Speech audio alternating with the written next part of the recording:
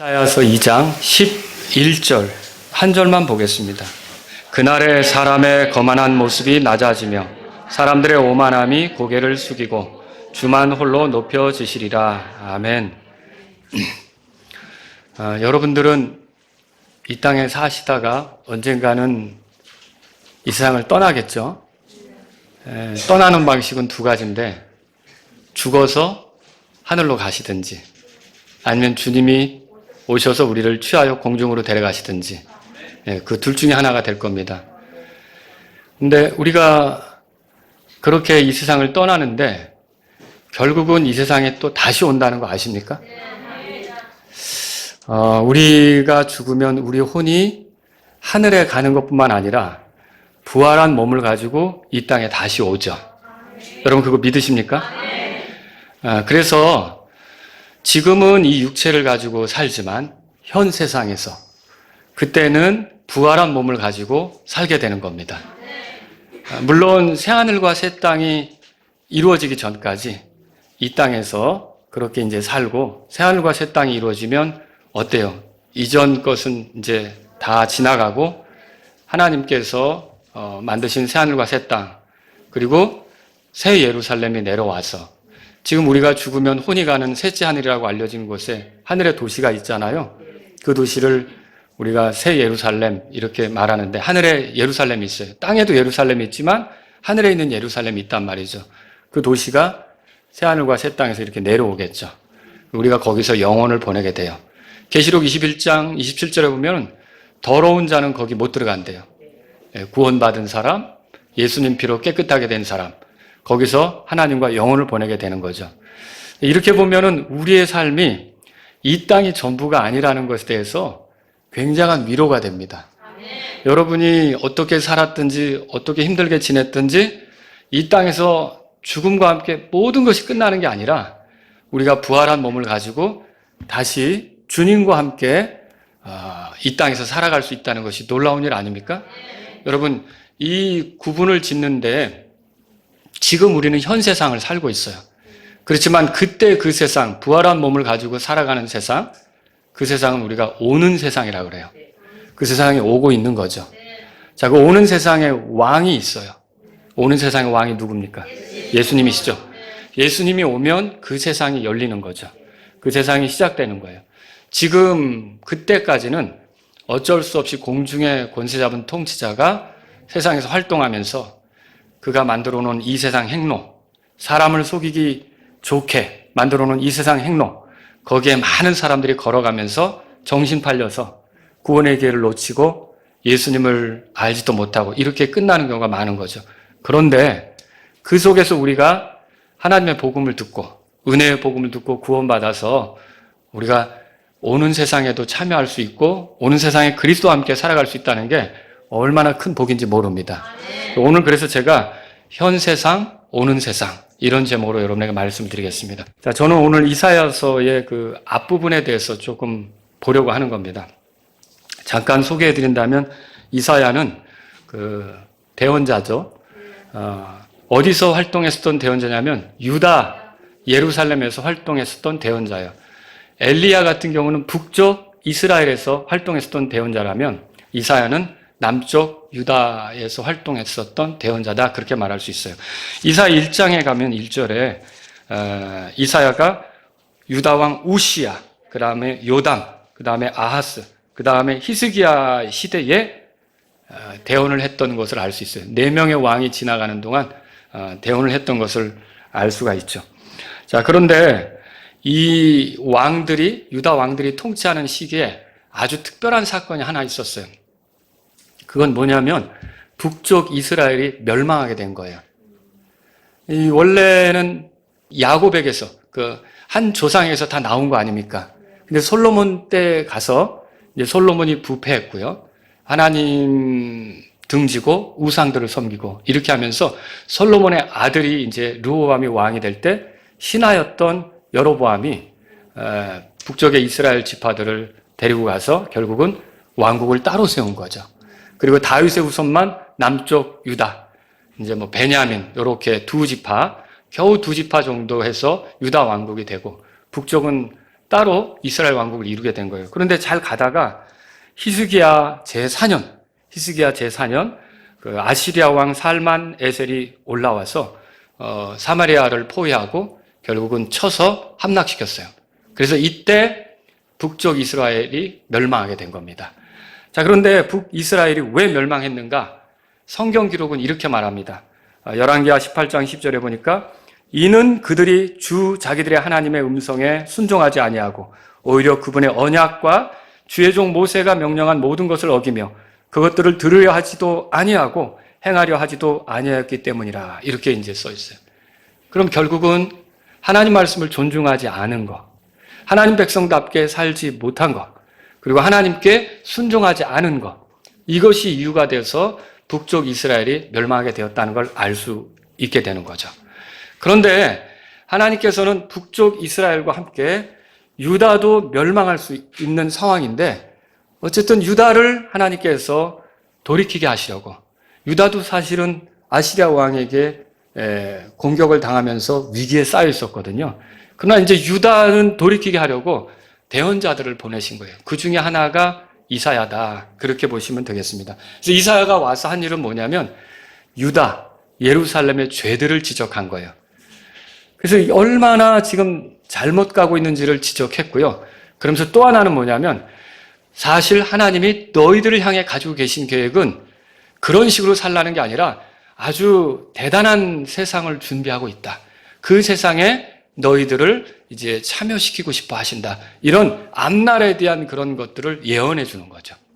그래서 이거를 만약에 듣고 우리가 이렇게 죄 가운데 살았구나 회개한다면, 그리고 하나님이 그런 세상을 준비하셨다고 우리가 그런 세상 바라보고 하나님께 소망을 두고 살아야겠구나 이렇게 된다면 그들은 멸망할 필요가 없는 거죠. 근데 여러분 역사를 보시면 아시겠지만 이후로 또 결국은 유다가 무너져 내리는 거, 바벨론에 의해서 멸망하는 거 여러분 보셨죠? 예, 그렇게 되고 맙니다. 근데 여러분 여기에서 우리가 오늘 살펴보려고 하는 게 이거예요. 그 당시에 이 유다와 예루살렘의 실상, 어떻게 보면 그 당시의 현 세상이에요. 그리고 하나님께서 유다와 예루살렘에게 가져다 주려고 하는 미래의 세상, 그건 어떻게 보면 오는 세상이란 말이에요. 이 두 가지가 이사야서 앞부분에 굉장히 겹쳐서 등장하는 것을 제가 성경을 읽다가 발견하게 됐습니다. 그래서 결국은 이 두 가지를 비교해 보면서 우리가 어떻게 보면 이 두 세상 속에 섞여 사는데 붙잡아야 될 세상이 있는 거예요. 결국은 잃어버릴 세상이 있고 붙잡아야 될 세상이 있는 거죠. 한때 우리나라를 일본이 지배했던 치욕스러운 순간이 있었습니다. 그때 일본은 우리는 이제 역사로만 배운 건데 그 시절을 겪은 분들은 아픈 이야기들이 많더라고요. 근데 그때 일본은 우리나라 말을 못 쓰게 하고요. 그리고 우리나라 사람들 이름을 못 쓰게 하고요. 다 창씨개명이라고 들어보셨죠? 일본식 이름으로 바꾸게 하고 그런 식으로 해서 다 일본 사람으로 만들어 가려고 했었던 거예요. 그런데 그 속에서도 이런 일본 사람들이 하려고 하는 여기에 동조하지 않고 거기에 동화되지 않고 우리가 독립된 우리나라를 맞아야겠다라고 움직였던 사람들 있죠. 그 사람들 우리가 뭐라 그럽니까? 독립운동가들 그렇게 부르잖아요. 그래서 얼마나 그게 열망이 대단했으면 원래 국가를 이룰 때는 우리가 이제 땅도 있어야 되고 국민도 있어야 되고 그렇죠? 그런데 땅도 빼앗긴 상태인데도 임시정부라는 걸 세워가지고 어떻게 해서든지 우리가 그 나라를 고대한다. 그 나라가 오기를 바란다. 이랬던 거 여러분 아시죠? 그걸 한번 생각해 보시라는 거예요. 어떻게 보면 지금 우리는요, 이 세상이 지배하는, 현 세상이 지배하는 세상에 살고 있는 거예요. 그런데 성경은 우리 보고 세상에 동화되지 말라고 해요. 왜 그럴까요? 우리에게는 하나님이 우리를 위해 준비하신 세상이 따로 있는 거예요. 이건 오는 세상이에요. 이건 그리스도가 가져오는 세상이에요. 그리스도께서 시작할 세상이에요. 이 세상 나라들이 다 사라져버리고 그리스도가 통치하실 세상이라는 거죠. 이게 우리가 죽어서 혼이 하늘에 가서 경험하는 것과는 다르게 실제로 부활한 몸을 가지고 이 땅에 와서 누리게 될 거죠. 그걸 우리가 다른 말로 그리스도께서 통치하시는 왕국, 하늘의 왕국이라고 표현하기도 하고 또는 그리스도께서 1000년 동안 통치하시니까 천년왕국이라고도 표현하고 그리고 그 뒤에 이어지는 그 천년왕국 뒤에는 새하늘과 새 땅이 있잖아요. 이런 모든 것들이 다 오는 세상이 된다는 거예요. 어떻게 보면 우리가 보내는 현 세상은 극히 짧고요. 오는 세상은 영원한 거예요. 여러분이 무엇을 붙잡겠습니까? 독립운동가들처럼 오는 세상에 대해서 여러분이 열망하고 기다리고 거기에 맞추어서 살아갈 수 있기를 주의 이름으로 바랍니다. 그런 뜻으로 오늘 이 말씀을 전하려고 하는 거예요. 그래서 오늘 이 말씀을 통해서 이사야가 보여주고 있는 현 세상하고 오는 세상이 어떻게 다른지를 여러분이 보면서 내가 오는 세상을 기다리는 사람이라면 어떻게 사는 것이 맞는지 여러분이 이 말씀을 통해서 정리하시면 좋겠어요. 사실 유다도 이런 메시지들을 듣고 하나님이 이런 걸 계획하셨어? 우리에게 주어질 세상이 그런 세상이야? 라고 거기에 맞추어 갔더라면 멸망하는 일이 없었겠죠. 그런데 그들의 죄를 지적받고 오는 세상에 대한 하나님의 계획을 들었지만 그럼에도 불구하고 이들은 회개하지 않았기 때문에 결국은 멸망하는 일이 생겼던 거예요. 저와 여러분들이 이 시간에 몇 가지로 오는 세상하고 또 지금의 세상하고 오는 세상 이것이 어떻게 다른지 한번 살펴보도록 하겠습니다. 자, 첫 번째로요. 현 세상은 주의 법을 버리지만 오는 세상은 주의 법을 존중합니다. 자, 성경을 찾아보겠습니다. 이사야서 5장입니다. 이사야서 5장. 오늘 이사야서 앞부분을 보니까 성경을 여러 구절을 봐야 됩니다. 여러분들이 한번 주목해서 같이 확인해 보시면 좋겠어요. 자, 24절에 보세요. 이게 현 세상의 모습이요. 다 같이 읽습니다.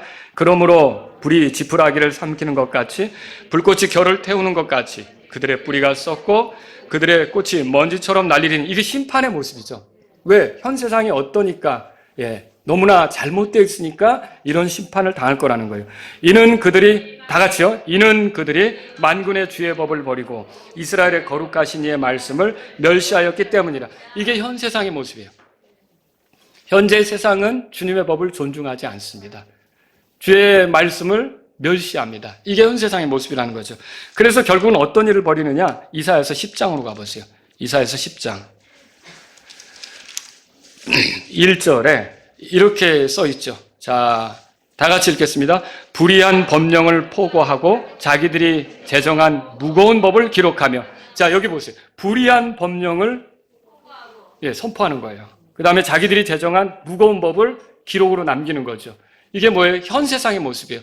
하나님의 법을 버리고 자기들이 만든 법, 그것도 불의한 법, 이런 것들로 사람을 울타리로 이렇게 가두는 거예요. 그 법으로 살아가도록 그렇게 만드는 거죠. 이게 현 세상의 모습이라는 거죠. 여러분, 오늘날 차별금지법, 평등법 들어보셨죠? 우리 그리스도인들은 이것을 위해서 기도해야 합니다. 이것이 제정이 되지 않도록, 이것이 우리나라에서 입법이 되어서 우리나라의 하나의 법으로 통과되지 않도록 기도하셔야 되는 겁니다. 여러분, 이 차별금지법은 뭡니까? 평등법은 뭡니까? 성 정체성을 혼란시키는 거예요. 하나님의 법은 하나님께서 사람을 만드실 때 남자와 여자로 만들었다고 돼 있어요. 그 외에 다른 성이 있습니까? 없습니다. 그러나 이 법은 남자도 있고 여자도 있고 남자였다가 낮에는 남자, 밤에는 여자가 될 수도 있고 낮에는 여자, 밤에는 남자가 될 수도 있고 이렇게 얼마든지 다양한 성이 자기 장소에 따라 성이 바뀔 수도 있고 다양한 성이 존재한다는 거죠. 자, 여러분 이게 하나님의 법을 존중하는 겁니까? 하나님의 법하고 충돌하는 거죠. 더군다나 차별금지법은요. 동성애자가 회개하지 않으면 하나님께서 심판하신다는 말씀이 있잖아요. 동성애자가 하나님의 사랑의 대상입니까? 하나님의 사랑의 대상이죠. 그 사람들이 회개하기를 원하잖아요. 근데 그대로 가는 걸 원치 않는 거죠. 근데 아무리 하나님이 사랑하셔도 그들이 회개하지 않는다면 하나님은 사랑만 하시는 게 아니라 공의롭게 진노하시잖아요. 그러면 동성애자가 회개하지 않는다면 하나님께서 심판하실까요? 당연히 심판하죠. 동성애자도 구원받을 수 있나요? 네, 구원받을 수 있죠. 자기가 범한 악한 데서 돌아서서 결국 하나님, 참되신 하나님을 섬기려고 하면 이제 구원 받는 거죠. 이제 예수님을 통해서 나오면 그 사람이 구원 받는 거죠. 그런데 여러분, 차별금지법은 뭡니까? 동성애자를 성소수자로 보고 보호해야 할 대상으로 보는 거예요. 그리고 이 성소수자인 동성애자에 대해서 함부로 말하면 그 사람을 처벌받게 하는 거죠. 그래서 그 사람이 그런 나쁜 소리를 듣지 못하도록, 쉽게 말하면 이거죠. 도둑한테 그거 도둑질이야라고 그러면 이제 벌 주자는 거예요. 그 사람의 직업인데 그걸 도둑질이라고 그러면 되겠어? 직업인데 그 사람도 그걸로 수익을 올려야지. 뭐 이런 식이에요. 그러니까 동성애자가 그걸 하면 그 사람이 그게 기호인데 그 사람이 원하는 건데 그걸 왜 죄라고 말해? 죄라고 말하는 게 불쾌한 거야. 죄라고 말하면 처벌해야 되는 거야. 이게 차별금지법에 이제 갖는 거죠. 그래서 어때요? 그것을 결국은 법제화해서 동성애자가 안 된다. 동성애는 우리 사회에서 있어서는 안 된다. 이런 식으로 말하면 결국 그 사람을 벌금 물리고, 이게 이제 가난하게 만드는 법이에요. 그러니까 어떻게 보면 감옥에 가서 뭐 얼마 동안 있는 거는 저기지만 가지고 있는 재산을 벌금 3천만 원 이런 식으로 박아버리면은 결국 다 이렇게 뜯겨 나갈 수밖에 없는 거죠. 그런 법을 만들려고 하는 거예요. 근데 이런 법이 궁극적으로 추구하는 게 뭘까요? 하나님의 법하고 충돌하는 거예요. 이게 바로 하나님의 법을 멸시하는 거예요. 주의 법을 멸시하는 거죠. 그래서 결국은 이 법이 추구하는 건 뭐냐면 성경대로 말하는 사람을 위축시키려고 하는 거예요. 그러니까 하나님의 법에 따라 말하는 사람을 입을 막으려고 하는 거죠. 여러분 이거 올바른 겁니까? 현 세상의 모습이 이렇다고 하는 거죠. 그래서 오는 세상을 기다린다고 하면서 여러분 잘 들으십시오. 여러분 오는 세상 기다리십니까? 그런데 이 평등법을 만들려고 하는 사람, 차별금지법을 만들려고 하는 사람을 여러분이 지지한다면 여러분은 오는 세상을 기다리는 사람이라고 말할 수 없습니다. 그냥 현 세상하고 동화되는 길을 택하는 거죠. 왜냐? 현 세상은 주의 법을 멸시하는 거고요. 자기들이 만든 법 이런 걸로 사람들을 가두려고 하기 때문에 그렇다는 거죠. 타락한 이스라엘 백성이 그랬던 거예요. 우리가 입으로는 하나님의 백성이라고 하지만 이런 입법자들, 그러니까 동성애를 합법화하고 성 정체성을 혼란시키려고 하는 이런 입법자들을 지지하는 거는요, 사람이라면 예를 들어서 뭐 세금을 많이 기업가들에게 세금을 많이 걷느냐, 세금을 좀 줄여주냐 이런 법 만들 수 있잖아요. 그런 법은 얼마든지 할 수 있죠. 그런 법을 뭐 국회의원이 이렇게 한다 저렇게 한다 그거 따질 필요 없어요. 그 사람이 그걸 뭔가 추구하는 게 있구나 하니까 그건 큰 문제가 되지 않는 거죠. 그런데 이런 법을 추구하는 사람을 여러분이 지지한다. 여러분은 하나님 반대편에 선 겁니다. 예배드리러 와도 소용없습니다. 여기 와서 기도해도 소용없습니다. 그런 사람을 지지하는 것은요, 하나님 반대편에 삶으로 선 거예요. 믿음대로 하지 않는 거예요.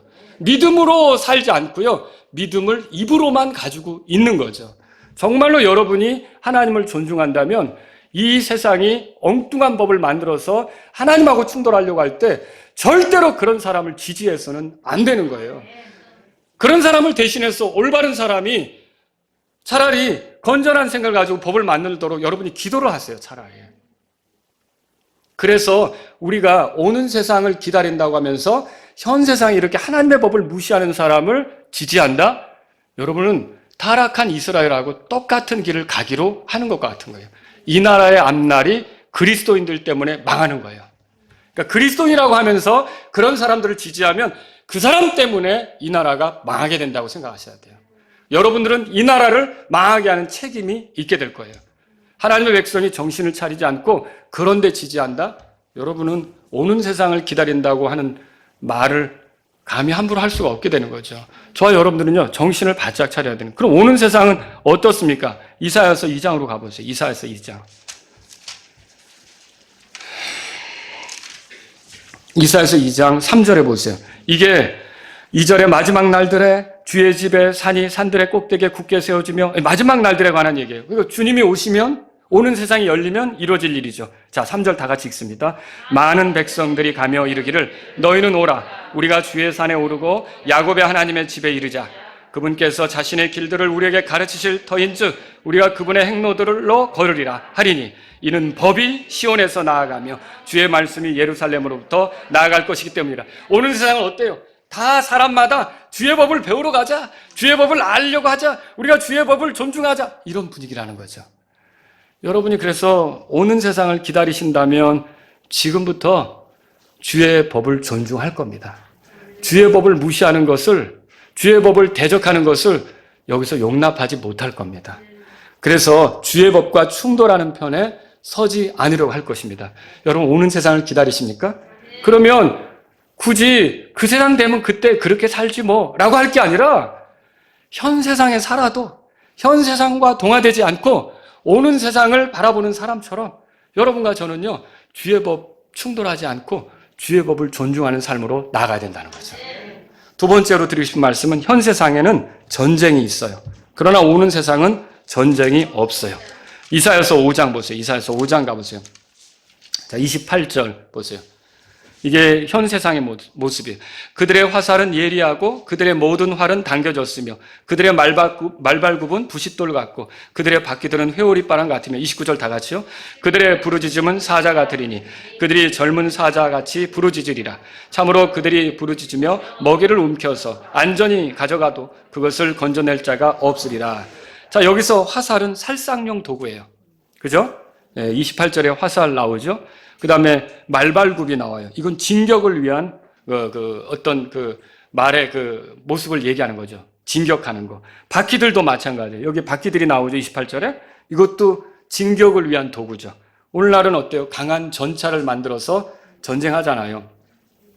우크라이나 전쟁 일어날 때도 전차 가지고 막 서로 밀고 들어가고 막 이렇게 하잖아요. 우리나라도 6.25 동란 일어났을 때 1950년에 전쟁할 때 북한군이 탱크 이거 밀고서 우리나라 이렇게 들어온 거 아닙니까?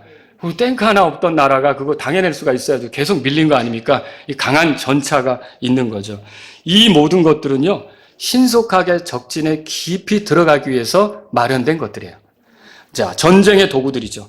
자, 이 전쟁의 도구들은 마치 회오리바람 같아요. 그래서 여기서 회오리바람 같으며 28절에 써 있죠? 자, 이것으로 밀고 가면 마치 토네이도가 지나가면 동네가 쑥대밭이 되는 거 있잖아요. 그런 것처럼 이렇게 전쟁이 무기들이 훑고 지나가면 완전히 초토화되는 거죠. 망가지는 거죠. 여러분이 뉴스로 우크라이나 사진, 영상 같은 거 보면 어때요? 여러 가지 기관 시설들이 다 파괴되고 심지어 주택도 파괴되고 아주 도시도 파괴되고 여러 가지로 파괴되는 모습 보잖아요. 그게 토네이도가 훑고 지나간 그런 모습 같다라고 하는 것이죠. 그리고 사자가 여기 보면 29절에 약한 짐승을 사냥하고 움켜잡는 것 같이 힘 있는 군대가 약한 백성을 치고 노략하고자 할 거라는 거죠. 이게 현 세상에서는 계속됩니다. 그러니까 지금도 아직 전쟁 중이잖아요. 중국은 기회만 되면 대만을 먹고 싶어서 하는 거 아시죠? 그리고 또 중동에서는 어때요? 이란은 이스라엘을 어떻게 해서든지 없애버리려고. 그죠? 중간에 시리아를 통해서 계속 이 이스라엘에게 좋지 않은 영향력을 미치려고 애를 쓰고 있잖아요. 우리나라하고 북한은 전쟁이 끝났습니까? 이게 6.25 동란 있기 전에는 38선이라고 그랬는데 지금은 38선이라고 안 불러요. 뭐라고 부르죠? 휴전선이에요. 휴전이 뭐예요? 휴전이. 전쟁을 잠시 쉬는 거지 아직 전쟁 중이라는 거죠. 그러니까 계속 무인 공격기도 들어왔다가 또 우리도 안 되겠어. 우리도 보내고 막 이런 거 하고 있는 거 아닙니까? 아직도 전쟁 중이라는 거죠. 이 현 세상은 전쟁이 계속됩니다. 하나님께서 진노하시는 방법, 죄인들을 심판하시는 방법 크게 세 가지인데 거기다 하나 짐승을 덧붙일 수도 있겠지만 크게 세 가지는 뭐냐면 칼과 기근과 역병입니다. 이 중에 칼이 전쟁을 말하는 거예요.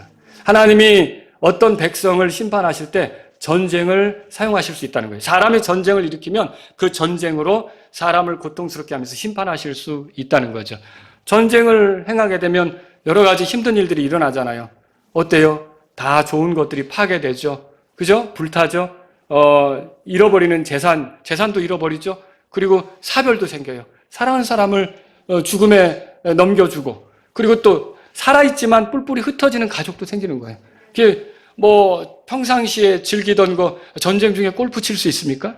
전쟁 중에 탁구 치러 다닐 수 있겠냐고요. 이게 하고 싶은 거 좋은 것들을 다 하지 못하게 되는 게 이게 전쟁의 때란 말이죠. 이게 하나님께서 사람들을 심판하시는데 사용하실 수 있는 건데 이스라엘에도 보세요. 이스라엘이 잘못할 때 하나님은 어떻게 하셨는가? 그들을 전쟁의 소용돌이 속에 몰아붙이시는 경우가 많이 있다는 거죠. 현 세상은 이렇게 전쟁이 많습니다. 그런데 오는 세상은 어떨까요? 자, 지금은 그래서 왕권을 잡으려고 전쟁도 일으켜요. 같은 민족끼리도 싸워요. 누가 우두머리가 되겠다고 싸워요. 근데 오는 세상의 왕은 누구시라고요? 예수님인데 예수님에게 도전할 수 있습니까? 없죠. 거기는 전쟁이 필요 없어요. 이사야서 2장으로 가보세요. 이사야서 2장. 그래서 그때는 어떻게 되는가? 이사야서 2장. 자, 찾으셨으면 4절 다 같이 읽겠습니다. 이게 2절에서 마지막 날들에 그렇게 시작됐죠? 이제 4절을 읽겠습니다. 4절 읽습니다. 그가 민족들 가운데서 심판하며 많은 백성들을 꾸짖으리니 그들이 자기들의 칼을 쳐서 보습을 만들고 자기들의 창을 쳐서 가지치는 낫을 만들리라. 민족이 민족을 치려고 칼을 들지 아니하고 그들이 다시는 전쟁을 배우지 아니하리라. 자, 보습, 농사 짓는 데 쓰는 거잖아요. 낫, 수확할 때 쓰는 거잖아요. 칼을 쳐서 보습을 만들고 창을 쳐서 낫을 만든대. 그러면 더 전쟁한다는 소리예요? 안 한다는 소리예요? 안 한다는 소리죠. 그래서 다시는 전쟁을 배우지 않는다 그렇게 말하고 있어요. 그러니까 이 예수님이 오셔서 우리에게 열어주는 세상은 전쟁이 있어요? 없어요? 없어요. 이 전쟁이 얼마나 많은 사람에게 상처를 주고 아픔을 주는 건지. 그런데 예수님이 와서 열어주는 세상, 오는 세상은 전쟁이 없다는 거죠. 기다려 주십니까? 예, 우리가 이 세상에서 전쟁이 일어나는 것을 이렇게 많이 보는데 그때 주님이 오시면 전쟁이 없다니 얼마나 좋은 겁니까? 여러분, 주님을 기다리시기 바랍니다. 세 번째로요, 현 세상은 우상 숭배가 있어요. 그러나 오는 세상에는 우상 숭배가 없어요. 이사야 2장 8절로 가보세요. 이사야 2장 8절. 자, 이게 현 세상의 모습이에요. 8절 다 같이 읽겠습니다. 그들의 땅에는 또한 우상이 가득하므로 그들이 자기 손으로 만든 것, 즉 자기 손가락으로 만든 것에게 경배하고 우상 숭배가 있는 것이죠. 그죠? 이게 현 세상의 모습이에요. 지금은 우상 숭배가 아주 극심한 시절이에요. 여러분 그거 못 느끼시겠습니까? 얼마 전에 월드컵 있었죠? 근데 월드컵이 있고 나니까 갑자기 축구의 신 누구 이런 말이 돌더라고요. 축구의 신이 있어요. 축구의 신. 축구의 신? 축구의 신이 있다는 거예요. 신처럼 대단하게 공을 잘 찬다는 거죠. 그리고 여러분 또 무슨 얘기하냐면 투자의 신, 워런 버핏, 투자의 신. 투자의 신이래요. 또 어디서는 이런 얘기가 있더라고요. 여신급 미모. 여신급 미모래. 얼마나 이쁘게 생겼는지 여신급 미모. 자, 이런 게 다 뭐예요? 가만히 그 말 자체를 보면 신의 존재를 인정하는 거예요. 하나님의 존재를 인정하는 거예요. 그러나 이 이스라엘 하나님이시며 아들 예수 그리스도를 보내신 그 하나님을 그들의 하나님으로 존중하는 겁니까? 안 하는 거죠. 이게 세상의 사악함이에요. 현 세상은 그래서 심판받을 수밖에 없어요. 참 하나님이 계신데 그 하나님은 외면하고 엉뚱한 존재들을 하나님으로 끌어올리는 거예요. 이게 우상숭배에 빠진 게 현 세상이죠. 여러분, 우리 여기 중고등부 학생들이 있어요. 아이돌 알죠? 아이돌. 아이돌 영어 말 자체가 우상이죠. 근데 아이돌이 요즘에 또 많이 돌아다니고 있어요. 이게 아이돌의 기본적인 의미는 청소년에게 우상적인 존재를 말하는 거예요. 나무 위키를 찾아보면 그런 말이 있어요. 자, 매우 인기 있는 사람이란 뜻도 되지만 우상같이 떠받드는 존재. 그래서 이게 말이 어떻게 생겼냐면 1940년대 영화배우 겸 가수인, 혹시 제가 이 이름 되면 아시는 분들이 있어요. 올해 나이 연세 많으신 분은 아실 텐데 프랑크 시나트라라고 하는 사람이 있어요. 이 사람이 아주 노래를 또 잘 부르는 사람이었는데 그 당시에 젊은 10대 여자들에게 얼마나 인기가 많았는지 그 인기가 이 사람을 떠받드는 게 마치 신을 떠받드는 것 같았다는 거예요. 이 신을 숭배하는 것 같았다는 거예요. 그래서 그때 한 언론이 여학생들의 우상 이런 뜻으로 한번 아이돌이란 말을 써서 표현했는데 그때부터 이렇게 대중적 인기를 아주 높이 받는 추앙받는 존재를 아이돌 그렇게 지금까지 이렇게 부르게 된 거죠. 여러분이 그리스도인 학생들이라면 아이돌 쫓아다니면 안 되는 거예요. 아이돌 브로마이드 집에다 걸어놓고서 말이죠. 오빠! 이러도 안 되는 거예요. 이거 안 되는 거예요. 그리스도인들은. 그게 그 우상숭배에 가담하는 거죠.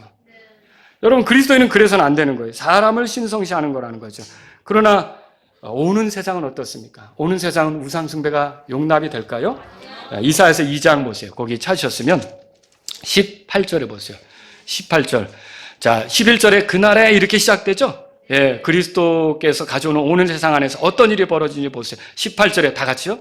그분께서 우상들을 철저히 제거하시리라. 아멘. 그때 아이돌이라는 직업 없습니다. 그때 우상 만들지도 못합니다. 그때 우상 숭배하지도 못합니다. 아이돌이 부르는 노래 따라 부르지 마세요. 거기에 있는 메시지들 하나님을 대적하는 거 많습니다. 여러분이 그들과 멀리하고 거리를 두어야 되는 거예요.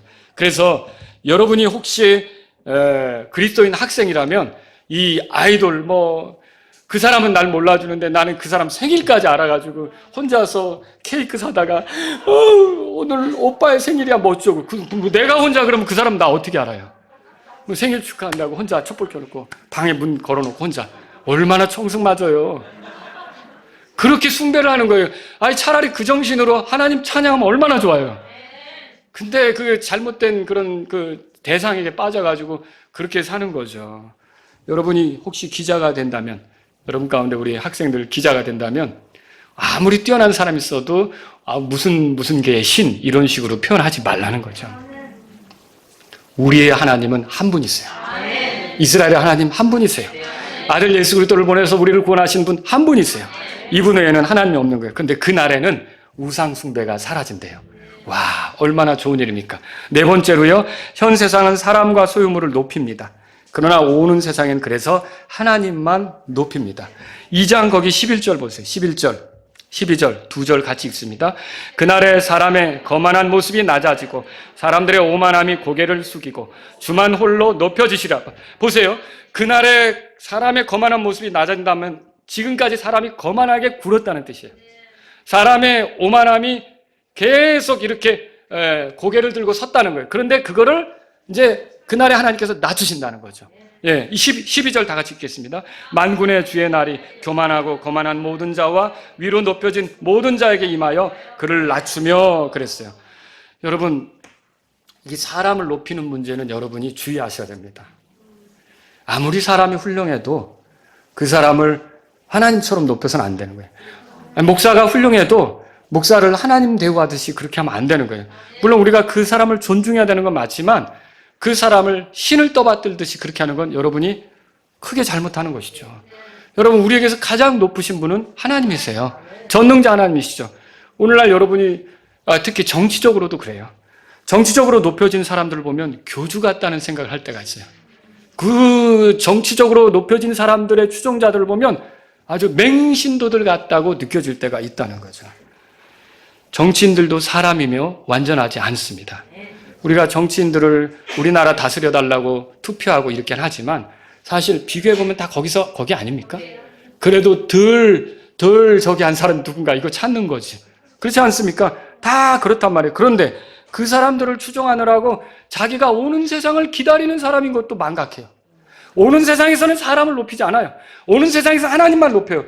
그 오는 세상을 바라보면 지금 하나님만 높이며 사는 사람이 돼야 되는 거예요. 아무리 훌륭한 정치인이 있다고 해도 그 정치인 따라 움직이는 거 아니에요. 정치인 따라 교회 다니고 그 정치인 따라 내가 교회도 옮기고 여러분 이거 아니라는 거죠. 내 신앙을 결정하는 건 정치인이 아니에요. 하나님의 말씀과 성령님이 돼야 되는 거죠. 여러분 인기와 추종을 받으면서 죄를 짓고도 감추려는 정치인들이 얼마나 많습니까? 죄 없는 사람처럼 우기려는 정치인들이 얼마나 많습니까? 그게 오만함 속에 걷는 거 아닙니까? 그게 거만함 속에 걷는 거 아닙니까? 그날에 그게 다 낮춰진다고, 그게 다 필요 없게 된다고 성경은 말하고 있어요. 오는 세상에선 주만 높여지는 거예요. 여러분이 오는 세상을 기다린다면 주만 높이게 될 겁니다. 단지 예배 시간만 아니라 삶 속에서도 그렇게 할 거라는 거죠. 저와 여러분들은요, 하나님 찬양하는 일 많이 하시기 바랍니다. 하나님께 감사하는 일 많이 하시기 바랍니다. 사람을 사랑하고, 사람을 또 위하여 기도하고, 정치인들을 위하여 기도하고, 그 사람에게 지지를 보내는 건 맞지만, 여러분과 제가 믿고 신뢰할 분은 하나님이시라는 걸 알아야 돼요. 누구도 하나님을 대신할 수 없다는 걸 알아야 돼요. 오는 세상을 기다리면서 이 세상에 믿지 않는 사람들은 하나님을 모르니까 그렇게 정치인들에게 빠져 있는 거예요. 쫓아다니는 거예요. 그냥 막 열광을 하는 거예요. 여러분은 그런 사람들이 아니란 말이에요. 저와 여러분들은 오는 세상을 기다리고 있고 하나님이 높여지는 세상을 기다리고 있지 않습니까? 그럼 지금부터 그렇게 사는 것이 우리의 삶이라는 거죠. 이걸 알아야 되는 거예요. 다섯 번째로 현 세상은 교만하고요. 오는 세상은 겸손합니다. 현 세상에 속한 사람들은 남을 높이는데 은근히 높이면서 자기를 그 수하에 넣어서 자기도 높이려고 하죠. 그러니까 본심을 이렇게 들춰보면 교만함이 가득한 현 세상입니다. 이사야서 3장 보세요. 3장. 현 세상에는요, 이렇게 자기를 알아달라고 하는 게 되게 강해요. 자기를 높이려고 하는 거예요. 그래서 요즘 가뜩이나 그런 거 있잖아요. 뭐 어떤 재능에 대해서 막 선보이고 그 재능에 대해서 대회를 하고 그러면서 막 유명해지고 이런 게 점점 많아지는 거예요. 자꾸만 자기를 알아주고 높여주고 이런 거에 이제 사람들이 열광하는 시절이 된 거죠. 자, 여기 보세요. 3장 16절에. 다 같이 읽겠습니다. 또 주께서 이르시되 시온의 딸들이 오만하고 앞으로 내민 목과 음탕한 눈으로 걸으며 나다닐 때 점잔을 빼고 걸으며 발로는 딸그랑 소리를 낸다 하시는도다. 이게 현 세상의 모습이죠. 자, 이게 예루살렘 여자들을 놓고 엘리트 여자들이에요. 이 사람들의 걸음걸이를 이렇게 성경이 표현한 거예요. 목을 빼고. 그렇죠? 네. 또 눈은 음탕하게. 그리고 그렇게 걷는 거예요.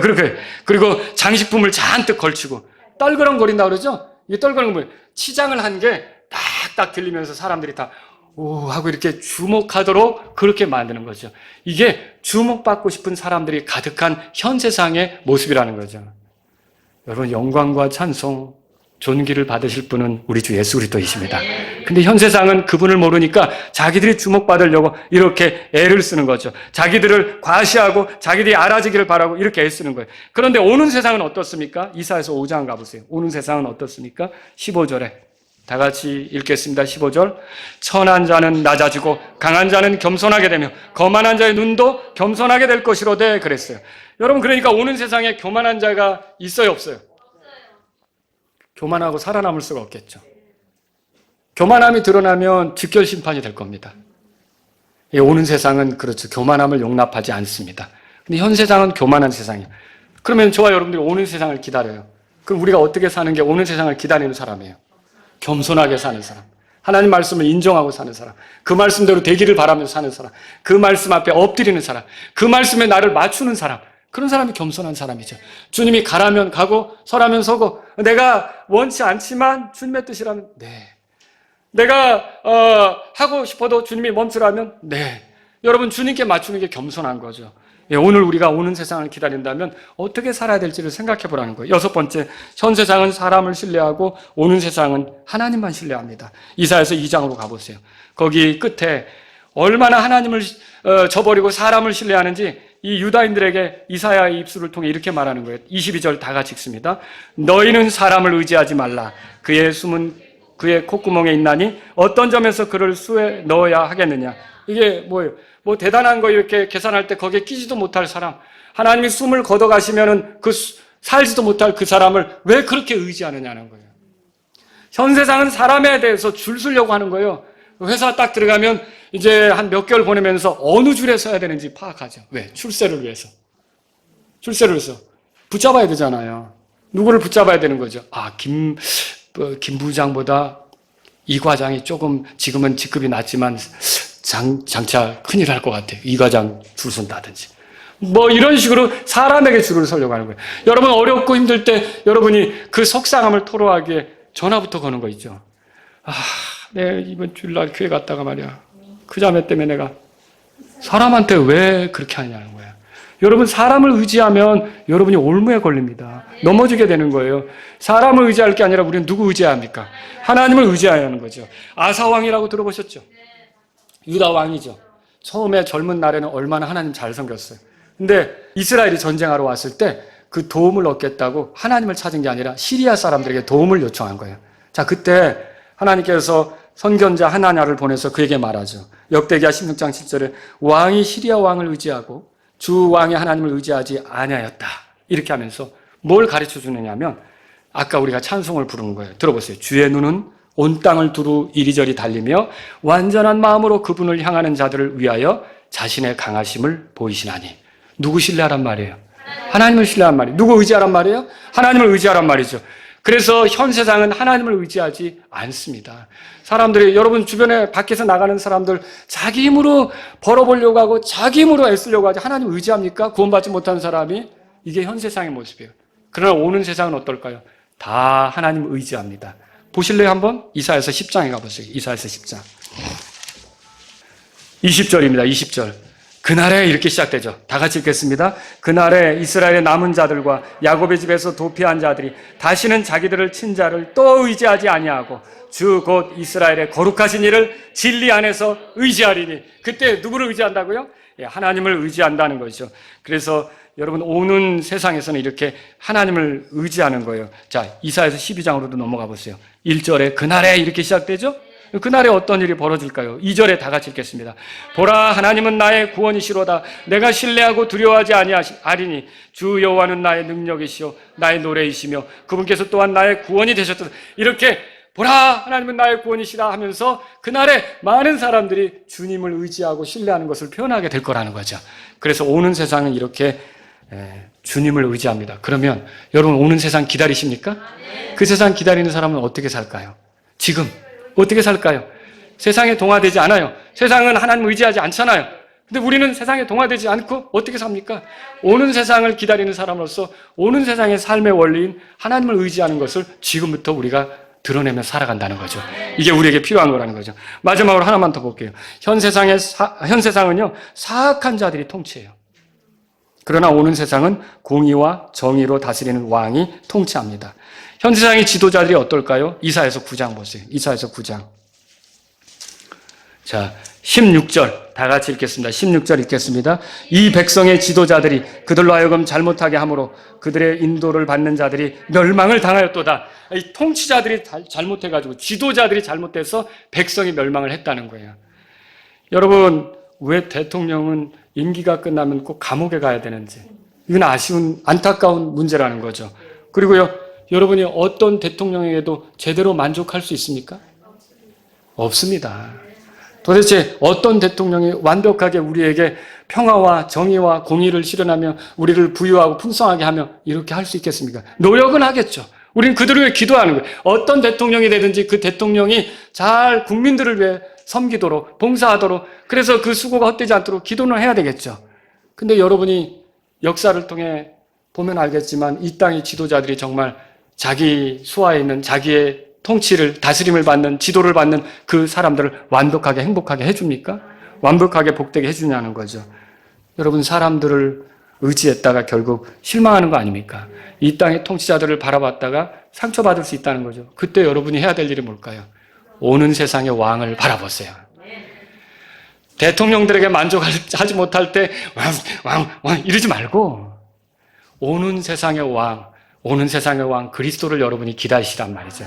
참으로 그렇지. 오는 세상의 왕이신 예수 그리스도야말로 대단한 분이시지. 여러분이 그분을 기다리시란 말이에요. 오는 세상의 왕이 누구예요? 예수님이잖아요. 그렇죠? 이사야서 찾으셨으면 9장 보세요. 거기 보면 6절에 제가 읽습니다. 이게 그 그리스도에 대해서 이렇게 표현했어요. 예수님에 대해서. 이는 한 아이가 우리에게 태어났고 한 아들을 우리에게 주셨는데, 이 아이로 태어나신 분이 예수님이죠? 아들을 우리에게 주셨다고 돼 있어요. 하나님의 아들이죠. 그의 어깨는 정권이 놓이고, 정권이 뭐에게 통치하는 거 얘기하는 거예요.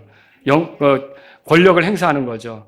그리고 그의 이름은 놀라우신 이 조언자, 강하신 하나님, 영존하는 아버지, 평화의 통치자라 할 것이기 때문이라.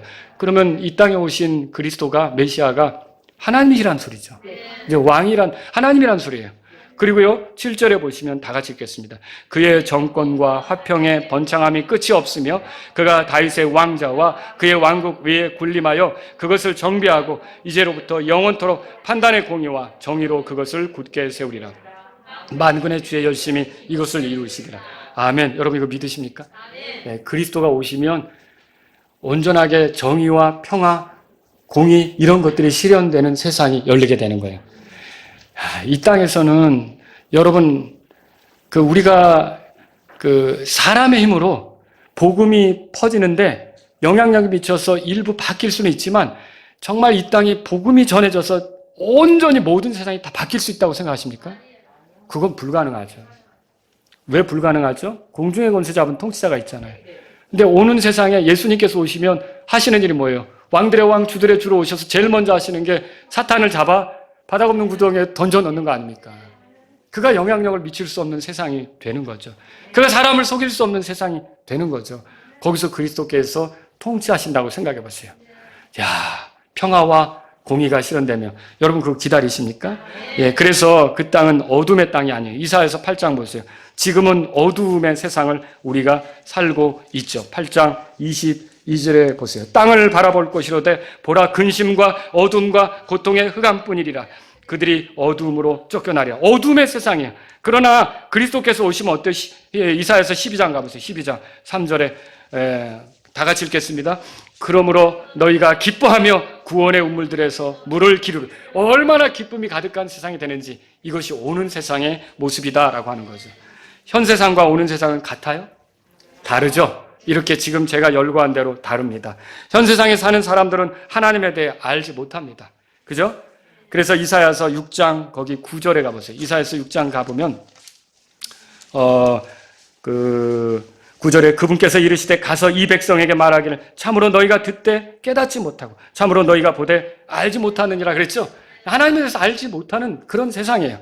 그러나 오는 세상은 어떨까요? 이사야서 12장 5절에 가보세요. 이사야서 12장 5절에. 자, 거기 보면 1절에 그날에 그렇게 시작되죠. 자, 5절 다 같이 읽습니다. 시작. 주께서 뛰어난 일들을 행하셨으므로 그분께 노래하라. 이것이 온 땅에 알려졌느니라. 예, 주님에 대해서, 주님이 하신 일에 대해서 완전히 알려지게 되는, 하나님에 대해서 알게 되는, 그래서 사실 어떻게 보면 대언자가 따로 필요 없어요. 예, 다 알게 되는 그런 시절이 되는 거죠. 이것이 오는 세상에 이제 있게 될 일이다라고 하는 거죠. 여러분은 현 세상에 있습니까? 우리 현 세상에 살고 있죠. 그런데 현 세상으로만 여러분의 삶이 끝나는 게 아니라 오는 세상에도 참여하게 될 줄로 믿으십니까? 이게 어떻게 이렇게 된 거예요? 갈라디아서 1장에 가보세요. 갈라디아서 1장. 갈라디아서 1장. 이게 예수 그리스도의 공로로 이렇게 된 겁니다. 여러분, 우리에게 오는 세상에 대한 소망이 있게 하신 우리 주 예수님을 찬양하시기 바랍니다. 자, 4절에 보세요. 4절 다 같이 읽겠습니다. 그분께서 하나님 곧 우리 아버지의 뜻에 따라 이 악한 현 세상에서 우리를 건지시려고 우리의 죄들로 인하여 자신을 주셨으니, 예, 현 세상에서 우리를 건지셨대요. 그게 나오죠? 예, 누가 건졌어요? 예수님께서 자신을 주셨어. 자신을 주셨는데 십자가에 내주셨다는 얘기죠. 우리를 왜 죽게 하셨다는 얘기죠. 그렇게 해서 결국 우리가 현 세상에만 묶여 사는 사람들이 아니라 현 세상에 살지만 오는 세상을 바라보고 살게 된 거죠. 여러분, 여기 보시면 히브리서 한번 보세요. 히브리서 2장. 히브리서 2장 보세요. 히브리서 2장. 자, 5절에 보세요. 여러분과 저는 현 세상에서 천사보다 뛰어납니까? 못합니까? 못하죠, 지금은. 근데 부활하면 어떨까요? 다르게 되겠죠. 그렇죠? 천사가 우리를 섬기는 거니까. 5절에 보세요. 5절. 자, 다 같이 읽겠습니다. 그분께서는 다가오는 세상, 곧 우리가 말하는 그 세상을 천사들에게 복종시키지 아니하셨느니라. 그랬죠. 여기 다가오는 세상에 주목해 보세요. 다가오는 세상. 이게 오는 세상이에요. 그래서 성경은 이렇게 현 세상이 있고 오는 세상이 있다라고 말하는 거죠. 자, 여러분은 그 세상이 성경을 통해서 하늘의 왕국, 그죠? 하늘의 왕국. 회개하라, 하늘의 왕국이 가까웠느니라. 천국이 그거예요, 사실은. 오는 세상이 가까웠다는 뜻이에요. 오는 왕국. 누가 왕이에요? 그리스도가 왕인. 그게 가까이 왔다는 뜻이에요.